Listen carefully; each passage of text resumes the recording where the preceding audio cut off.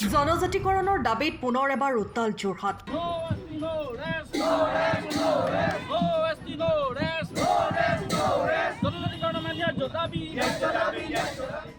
যোৰহাট জিলা আয়ুক্ত কাৰ্যালয়ৰ সন্মুখত উত্তাল প্ৰতিবাদ চুতীয়া জাতি যুৱ সন্মিলনৰ।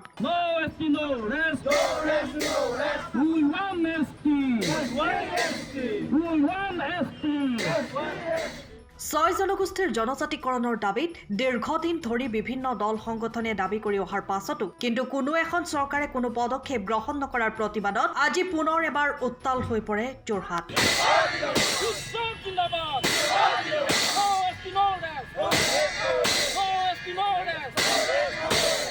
আজি জনজাতিকৰণৰ দাবীত যোৰহাট জিলা আয়ুক্ত কাৰ্যালয়ৰ সন্মুখত উত্তাল প্ৰতিবাদ সাব্যস্ত কৰে চুতীয়া জাতি যুৱ সন্মিলন যোৰহাট আৰু তিতাবৰ জিলা সমিতিয়ে।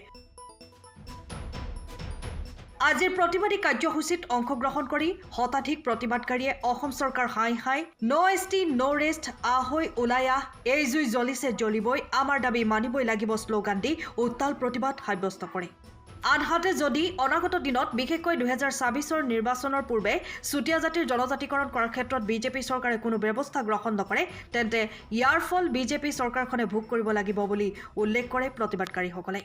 চাওক, আজি চুতীয়াসকল জাগ্ৰত হৈছে, আপোনালোকে দেখা পাইছে। আজি যোৰহাট উপায়ুক্ত কাৰ্যালয়ৰ সন্মুখত অৱস্থান ধৰ্মঘটস্থলীত আজি শ শ মহিলা ইতিমধ্যে অৱস্থান গ্ৰহণ কৰিছে। কি কাৰণে গ্ৰহণ কৰিবলগীয়া হৈছে যে 2014 চনৰ নিৰ্বাচনৰ প্ৰাক মুহূৰ্তত যেতিয়া জাতি মাটি ভেটিৰ কথা কৈ বিজেপি নেতৃত্বাধীন চৰকাৰখন আহিছিলে তেতিয়া তেওঁলোকে কিন্তু নিৰ্বাচনী ইস্তাহাৰত এটা বস্তু প্ৰকাশ কৰিছিলে যে 6 মাহৰ ভিতৰত জনজাতিকৰণৰ মৰ্যাদা প্ৰদান কৰা হ'ব অসমৰ 6 জনগোষ্ঠীক লগতে চুতীয়া জনগোষ্ঠীক।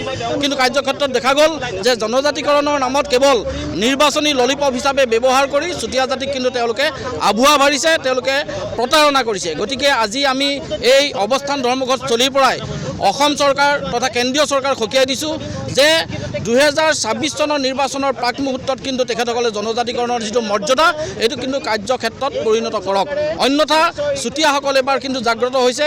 চুতীয়াসকলে নিশ্চিতভাৱে বিজেপি বিৰোধী স্থিতি গ্ৰহণ কৰিবলৈ কিন্তু বাধ্য হ'ব। 70 বছৰ কাল কংগ্ৰেছে আমাক চুতীয়া জনগোষ্ঠীক ঠগিলে, তাৰপিছত অসম গণ পৰিষদে ঠগিলে, তাৰপিছত বিজেপি চৰকাৰে জাতিৰ মাটিৰ ভেটিৰ কথা কৈ পেলাই অসমৰ 6 জনগোষ্ঠীক আভুৱা ভৰাই আজি তাৰিখলৈকে ভূমিপুত্ৰ চুতীয়া জনগোষ্ঠী জনজাতিকৰণৰ মৰ্যাদা প্ৰদান কৰা নাই।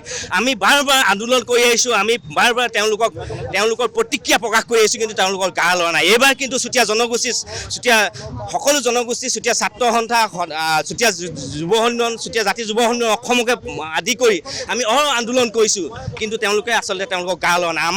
আমি এই আন্দোলনৰ দ্বাৰা জনাব বিচাৰিছোঁ যে চুতীয়া জাতি যুৱ সন্মিলন অসমে বৈধ পৰিকৰ, তেওঁলোকে প্ৰতিজ্ঞাবদ্ধ হৈছে যে যেতিয়ালৈকে চুতীয়া জনজাতি মৰ্যাদা প্ৰদান নকৰে কিন্তু বিজেপি চৰকাৰ উঠুৱাবৰ কাৰণে আমি বদ্ধপৰিকৰ।